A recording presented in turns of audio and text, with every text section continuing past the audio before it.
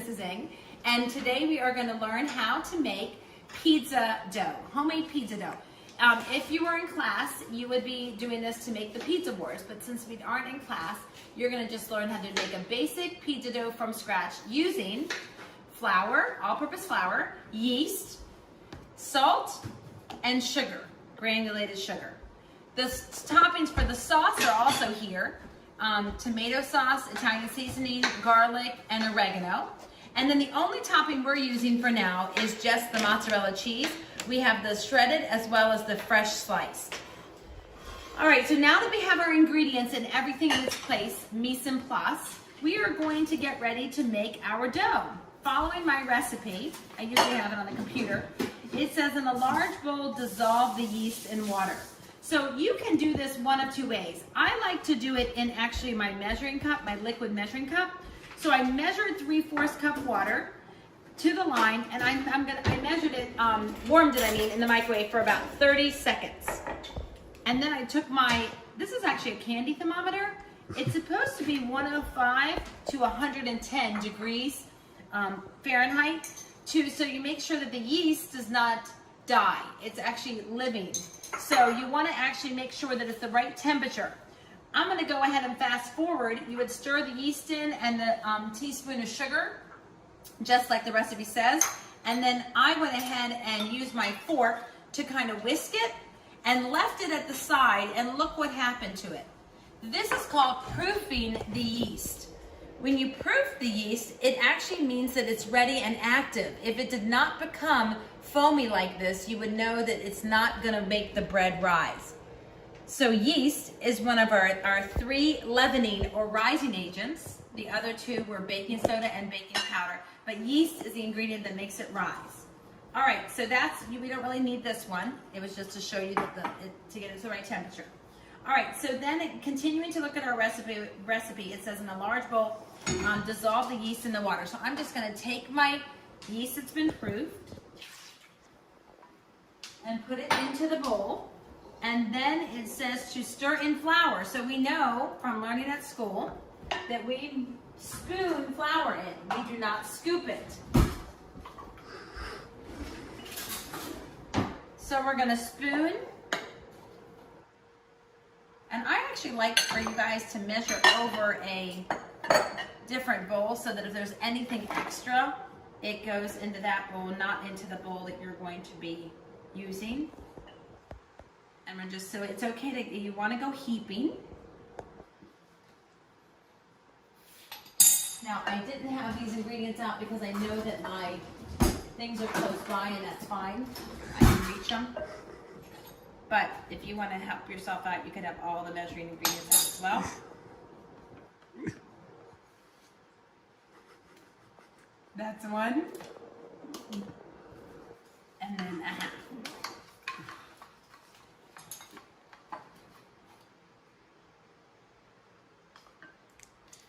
You could try to make it with a whole wheat flour. I don't think it tastes as nicely, but it adds good, but it is healthier for you. I'm just doing it with all-purpose. And you could also try to do a half cup all-purpose and a half, or 3/4 cup all-purpose and 3/4 cup whole wheat if you want to do half white and half whole wheat. Okay, then it says a teaspoon of salt. This is my salt, so it's easier to measure. Half a teaspoon, and you always want to level it. The back of a knife is fine if you don't have one of these. All right, and then we're just going to stir it. This is probably one of the easiest recipes I have used. A friend of mine actually shared this recipe, and it's been a favorite. Now, at school, if we were making it at school, we would break it up into 2 days. Since I'm just making it at home, I usually make this like earlier in the day or in the morning, and then let it sit and rise, because it's supposed to rise for 2 hours. If you want to make it the day before and let it rise in the refrigerator covered, that's fine too. So do you see how it formed a ball and it's coming away from the sides of the bowl? That's exactly what you want. Okay, now you already should have washed your hands for 20 seconds. And you always want to sprinkle the surface with a little flour. Just put the extra in there. And you're gonna knead it just for a little bit. It says about 5 minutes. See how it's like a ball? It shouldn't be getting your hands filthy. Okay, so to knead, we're going to take the dough and you push it with the palm of your hand. So that is kneading. And that's what you're just gonna do for about 5 minutes. You're just gonna keep turning and pushing it away from you. See how I'm doing that? Turn and push. If it's getting sticky, then just get some more flour if you feel you need it. And then you're just gonna keep going, keep going, keep going. For the sake of time, I'm not gonna do this for 5 minutes with you guys, but you guys just keep doing it until it bounces back. See how it's bouncing back? It already looks like it's ready. So there you go. Now, you're gonna get a bowl. Joey, can you get me a bowl, please? Just from that drawer right there. Grab that. Okay, and I just covered it with a little bit of flour. That's like a perfect dough ball. You could throw it at my son who's recording. Julia's looking for the bowl. Thank you. It's nice to have assistance. Thank you. And then I'm going to coat it with oil.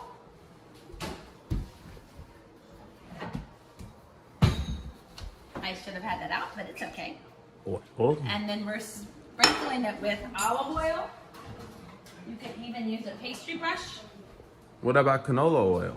Yes, very good question. You could use canola oil. I like the flavor of olive oil when it comes to Italian food and seasonings and dressings, but canola oil would work, any kind of oil, or even butter would be fine. You just want to coat it so it doesn't stick when it rises. This is plenty of, great question, plenty of oil. And then what you're going to do is you're just going to place it. It says usually to place it in a warm location. For if you were at school, I would put a plastic wrap over it, and then I would leave it. I'm going to just set it aside on the stove for up to 2 hours. I'm going to make another batch because then we have enough pizza. So that's it for now, and I'll come back to show you what it looks like to roll it out and how to make our sauce later. Thank you. Okay, so now I'm back, and the bread looks like it has risen. I actually made 3 batches of dough because we have family with us, and we might as well have enough to, have everybody have enough pizza and leftovers. This is awesome. All right, so I'm just going to show you with one of the dough loaves that it rose. You can tell that it's risen because if you poke on it and it pokes back, you can tell that it's already, the quantity is larger, higher than it was. Okay, now the next thing. You're making your sauce. So the sauce is just, you could use spaghetti sauce or pizza sauce. I feel like I have to hover over. You could do pizza sauce or spaghetti sauce, but what I'm gonna do is show you guys, like the recipe says, on how to make your own pizza sauce. All it has is a can of regular tomato sauce. This one is just a 8-ounce can, so I just used that. That was perfect. And then garlic powder, Italian seasoning, and oregano. So the recipe, follow the recipe, and I am not going to measure it precisely because it really doesn't matter. It says a ½ teaspoon of garlic. You can also see that I use generic, and that is perfectly fine. I think some of these spices are $1. I don't see any reason to spend more money than I need to on things like that. Make sure you do snap the top back on because if you don't, you'll have problems later. And then a ½ teaspoon. And I am measuring right over the sauce because again, when you're cooking, it really doesn't matter. Sometimes I'll sprinkle an extra Italian seasoning on top. And then a 1/4 teaspoon oregano. Now, if you have fresh, you're welcome to use fresh as well. All right, so now all I do is stir it. That is a very quick and easy pizza sauce. Instead of buying a can, adding sodium, sugar, and all the other stuff they add to it, I have no reason to do that. So I just showed you guys very easily how you can make it with just tomato sauce, garlic powder, Italian seasoning, and oregano. Okay, so we're going to set that aside. Following our recipe, I did give you directions to go ahead and keep it in the fridge if you need to for 2 hours. Now what we're going to do is just deflate it. So the recipe on day 2, this is the day 2 recipe. If you're making this school, we would have taken 2 days, but here we're not doing that because everyone's hungry and wants to eat dinner. You know, this is also an awesome thing to put in to make the same dough, but use it for a stromboli or a calzone, because all you're doing is using the same dough recipe, but it's like a stuffed pizza. I think this one I used a little bit too much oil when I greased the bowl, but it's okay. All right, so deflate it. Once you touch it, you're gonna see that it's deflating. The air is coming out of it. And I'm just tucking it, I don't know if you guys saw that, but I tucked it in because I'm gonna try to form a nice round ball, and I'm using my all-purpose flour. It's nice to have a person who's helpful, or have a separate bowl that you poured flour into so that you don't have to do what I just did. That would be great, because then you don't want to put your hands in the flour. Okay, so now that I have this, the worst part of making your own pizza dough is actually the mess it creates, because isn't very fun to have to clean up the dough from the countertops and stuff. I'm going to move all these ingredients out of the way. I don't know if you can see that. I hope you can. But I made a circle. I sprinkled some flour. I have my pizza stone out. Mine's a Pampered Chef, what I've had for years. And I'm just pushing away from me until it gets to be bigger than it is now, and not too big that it's going to fall over the size pan I have. Now, if you don't have a pizza pan or a round pan, you can use a baking sheet, which is a rectangle. You would just form it more like this instead of going back and forth.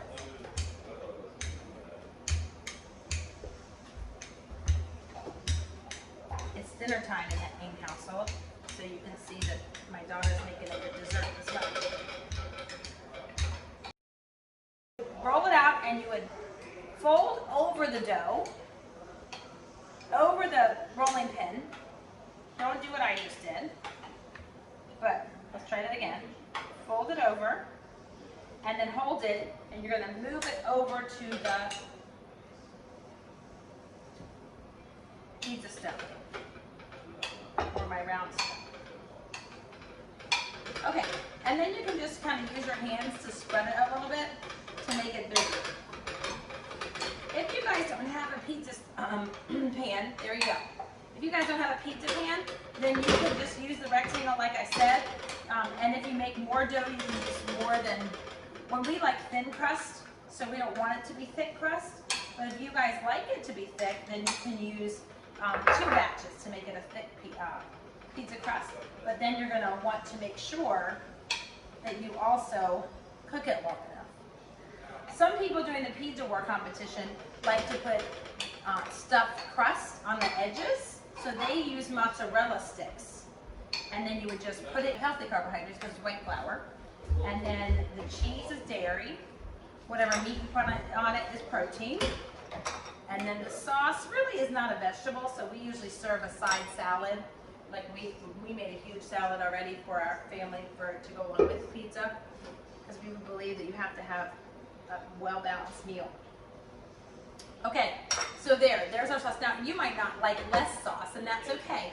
So I'm going to use my shredded cheese, but I did want to show you guys. You can also use the mozzarella slices. So if you have that slice, we get those at Costco. You can use those as well if you want to make like a margarita pizza that just has fresh basil. I know when we went to Italy, that's what they did. They had margarita pizzas, and all it had was just a fresh mozzarella and fresh basil with olive oil. It was delicious. So you guys can use whatever cheese you want, but shredded mozzarella is typically the go-to. And then if you want to put like bacon on it or sausage, then you just have to make sure that you obviously put cooked meat on top. Or you can saute some vegetables, put some olives. You really can be creative, and I've included a slide or showed you guys in class the different varieties. You could also Google it online. All right, so last thing is if you wanted to sprinkle some olive oil on it, you could drizzle some olive oil. You can put some more Italian seasoning. We have some bacon that we're going to use. So we are just, it's already cooked and crumbled. So I'm just going to sprinkle that on top. So this will be our meat one. I'm sure that will go fast.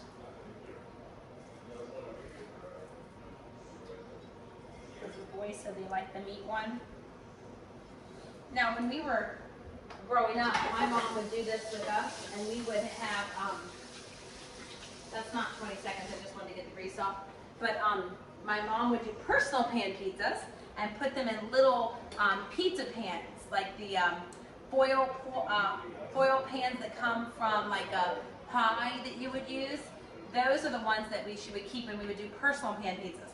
So there's my beautiful pizza, and I'm gonna put it into the oven for 8 to 10 minutes. So put it for about 10, I think it's 10, and then you have to see if it's golden brown, and I'll bring it back out to show you, but when it's golden brown, it looks like it's done, you know what to do. It's done, and you cut it into your pie pieces. So I'm gonna stick it in the oven, and I will see you guys later. Good. Ooh, look at that pizza. It looks awesome. It even has bacon on it. And look at my son Samuel cutting it up into pieces. So voila! Enjoy the pizza. Enjoy. Are you gonna enjoy it? Oh yeah. Yeah.